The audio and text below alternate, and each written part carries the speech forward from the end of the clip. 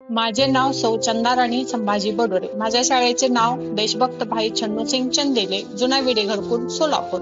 या ठिकाणी मी 2004 पासून ते आज तागायत अध्ययन आणि अध्यापनाचे काम करत आहे। आज आपण व्हिडिओमध्ये पाहणार आहोत देशभक्त भाई छन्नूसिंग चंदेले यांचे कार्य। त्या अगोदर त्यांचे सुपुत्र हेमूजी चंदेले यांच्याबद्दल थोडीशी माहिती। माननीय श्रीयुत हेमूजी छन्नूसिंह चंदेले 1985 पासून राष्ट्रमाता बालक मंदिर, राष्ट्रमाता इंदिरा प्राथमिक शाळा तसेच देशभक्त भाई छन्नूसिंह समाज कार्य महाविद्यालय यांचे कार्य ते अविरतपणे करत आहेत। या शाळेचे ते माननीय अध्यक्ष म्हणून काम करत आहेत।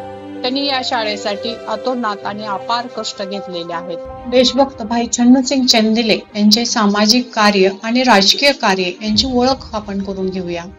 महाराष्ट्राच्या राजकारणात भाई छन्नूसिंग चंदेले म्हणजे एक वादळ मानले जाईल। स्वातंत्र्याच्या आंदोलनात ते आघाडीवर होते। तुरुंगातील फटाक्यांची आणि तंडाबेंडीची त्यांना कधीही भीती वाटली नाही।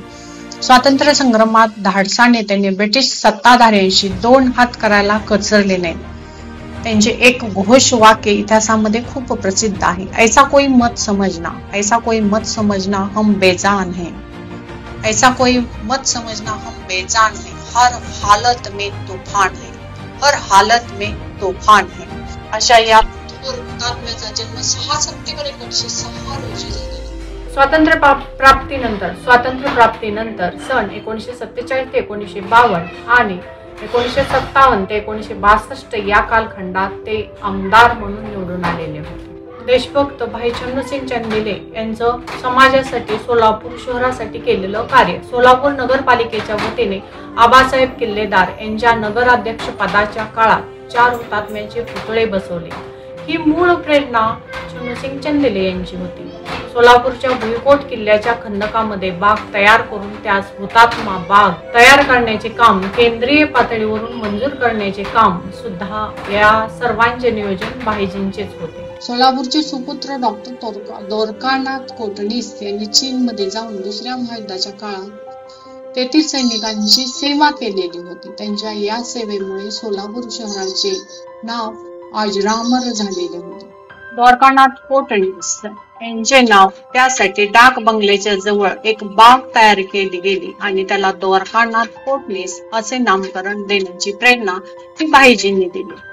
रेल्वे स्टेशनच्या परिसरामध्ये सुद्धा महात्मा गांधीजींचा भव्य पुतळा उभारून त्या पुतळ्याचे अनावरण पंडित जवाहरलाल नेहरूंच्या हस्ते भाईजींनीच करून घेतले। 1952च्या दुष्काळात जिल्हा काँग्रेस कमिटीचे रूपांतर दुष्काळ कमिटीमध्ये करून लोकांना जास्तीत जास्त काम आणि धान्य उपलब्ध करून देण्याचा प्रयत्न त्यांनी केला।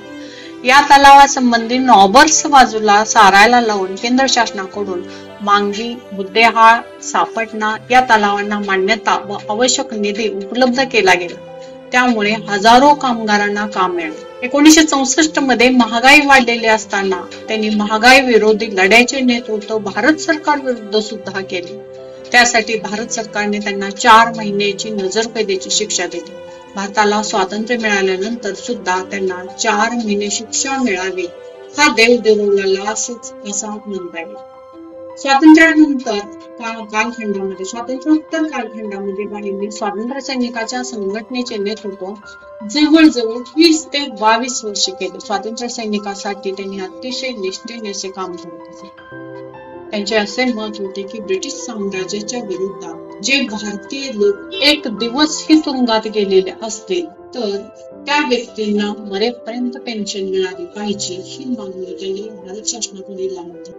भाईंनी सोलापुरातील गुन्हेगार ठरलेल्या जाती जमातीच्या तारेच्या कुंपणात बंदिस्त केलेल्या सेटलमेंट मध्ये घुसून त्यांच्या मुक्तीकरता स्वातंत्र्योत्तर कालखंडामध्ये मोठ्या प्रमाणामध्ये प्रयत्न केले। यानंतर आपण पाहणार आहोत देशभक्त भाई छन्नूसिंग चंदेले यांचं राजकीय कार्य। राजकारणामध्ये सुद्धा त्यांनी कोणत्या पद्धतीनं प्रत्येक व्यक्तीला सपोर्ट केला। एका कामगार कुटुंबात जन्मलेला सामान्य कार्यकर्ता म्हणजे आबासाहेब किल्लेदार, सरचिटणीस राष्ट्रीय गिरणी कामगार संघ इंटक सोलापूर याचे ते सरचिटणीस होते। अशा व्यक्तीस 1949 रोजी भाईजींच्या पुढाकाराने आबासाहेब किल्लेदार नगरपालिकेचे नगराध्यक्ष बनले। भाईजींनी निर्भीड विचारसरणीने भाईने सोलापुरातील अनेक कामगार कार्यकर्ते घडवले. त्यानंतर रिक्विजिशन मोहीम. महाराष्ट्र काँग्रेसमध्ये 2 गट होते. यशवंतरावांचा गट अल्पमताचे आल्याचे पाहून भाईंनी सर्व शक्तीपणाला लावून अवघ्या 5 दिवसात 12 जिल्ह्यातून प्रदेश काँग्रेसच्या 85 सदस्यांच्या सह्या आणून रिक्विजिशनचा अर्ज दाखल करून विजय मिळवला व यशवंतराव यांना महाराष्ट्राचे मुख्यमंत्री बनवण्यासाठी भाईजींचा सिंहाचा वाटा ठरला. देशभक्त भाई छन्नूसिंग चंदेले 1957 रोजी काँग्रेसचे अधिकृत उमेदवार म्हणून अक्कलकोट तालुका संघ याच्यामधून उभे राहिलेले होते. त्याचे हे वरील आपल्याला छायाचित्र पाहता येईल. 1952 मध्ये ज्यावेळी सोलापूर शहरामध्ये आणि जिल्ह्यामध्ये प्रचंड प्रमाणात भीषण असा दुष्काळ पडलेला होता, त्यावेळी आपल्या भारताचे माजी पंतप्रधान पंडित जवाहरलाल नेहरू आणि आपल्या महाराष्ट्राचे मुख्यमंत्री शंकरराव चव्हाण यांनी सोलापूर शहराची पाहणी करण्यासाठी आलेले असताना त्यांच्या समवेत छन्नूसिंग चंदेले यांचे छायाचित्र वर आपण पाहत आहोत. ज्यावेळी देशभक्त भाई छन्नूसिंग चंदेले इंग्लंड दौऱ्यावर गेलेले असताना शिष्टमंडळासमवेत असलेले छायाचित्र आपण पाहत आहोत. त्यानंतर त्यावेळी छन्नूसिंग चंदेले यांनी इंग्लंड दौरा करून परत आल्यानंतर सोलापूर शहरामध्ये त्यांची घोडागाडीतून प्रचंड अशी मिरवणूक काढण्यात आली. अशा या थोर हुतात्म्याचे 22 डिसेंबर 1985 रोजी देहांतवास झाला. हा व्हिडिओ बनवण्यासाठी मला सहकार्य लाभले ते म्हणजे छन्नूसिंग चंदेले यांचे सुपुत्र माननीय श्रीयुत हेमूजी चंदेले यांचे.